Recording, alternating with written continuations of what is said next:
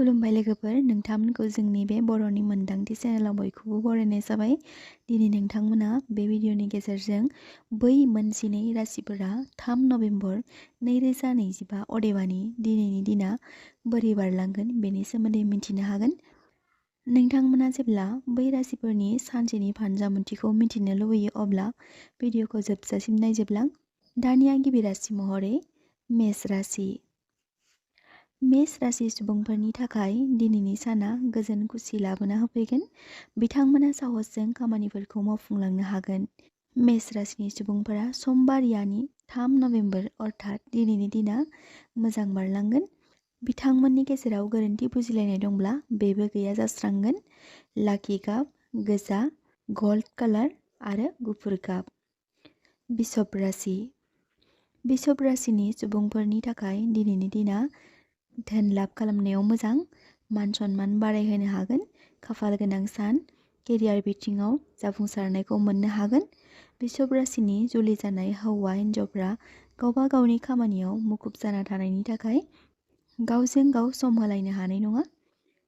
बिथांमोननि लाकि गाबा जादों गोथां, ब्राउन, क्रिम, निला आरो पार्पल। मिथुन राशि। मिथुन राशिनि सुबुंफोरा सोलोंथाइनि बिथिङाव मोजां बारलांगोन। बादायलायनाय खामानियाव देरहासार जानो हानायनि चान्स दं। हाबा जानायफोरनि थाखाय दिनैनि दिना मोजाङैनो बारलांगोन। लाकि गाब गोथां, निलास्रो, गुफुर आरो गलाब। कुम्भ राशि। कुम्भ राशिफोरनि थाखाय बे दिना सिगांनि बायदिनो बारलांगोन। बिथांमोननि लाकि गाबा जादों निला आरो फान्थाव गाब। मकर राशि।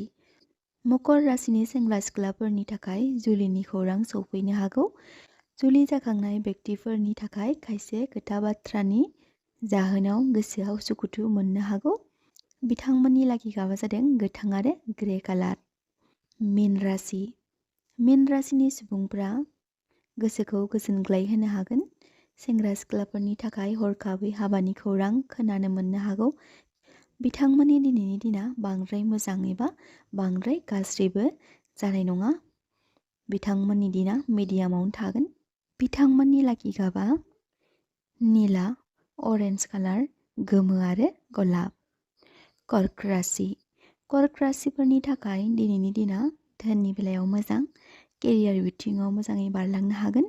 बुंनो थाङोब्ला बे दाना बिथांमोननि थाखाय लाकि मोजां गाब गोथां आरो फान्थाव गाब। सिंह राशि। बिथांमोननि थाखाय दिनैनि दिना मोजाङै बारलांगोन, नाथाय खायसे ग्रहफोरा बिथांमोनखौ जेंना खालामनो हागौ। बिसि फिसायनि सोमोन्दोआ गोरा जागोन।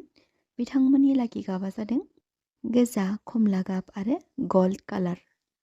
कन्या राशि। खायसे आंगो लोगोजों दान्थे बिदान्थे खोथा बाथ्रानिफ्राय गोजानाव था। सोरबा मददनि थाखाय नोंथांखौ खावलायोब्ला हेंथा होनो नाङा। बेबायदि खालामोब्ला नोंथांनि थाखाय मोजां। बिथांमोननि लाकि गाबा जादों गुफुर। तुला राशि। धोननि बृद्धि बारायगोन, नखराव गोजोन खुसि फैगोन, नाथाय हाबा जानाय हौवा हिन्जावनि गोसोआव खायसे साननाय हनायफ्रा दुखु सोमजिहोनो हागौ। बिथांमोननि लाकि गाबा जादों मेरुन, गुलाब आरो गुफुर। वृश्चिक राशि। बिथांमोननि थाखाय दिनैनि दिना मोजां सान, जौगासारनाय मोननो हागोन, धोन खामायनो हागोन, खस्थ'नि फिथाइखौ मोनफुंनो हागोन। दिनैनि दिना हाबा जानाय हौवा हिन्जावनि बेलायाव सोमोन्दो बिथिङाव सोलायनाय लाबोनो हागौ। बिथांमोननि लाकि गाबा जादों ब्लु, पार्पल आरो गोजा गाब। धनु राशि। बिथांमोननि थाखाय दिनैनि दिना मोजां सान, गोसोनि साननाय जाफुंसारगोन। साख्रि बाख्रिनि बिथिङाव मोजां रादाब फैनो हागौ।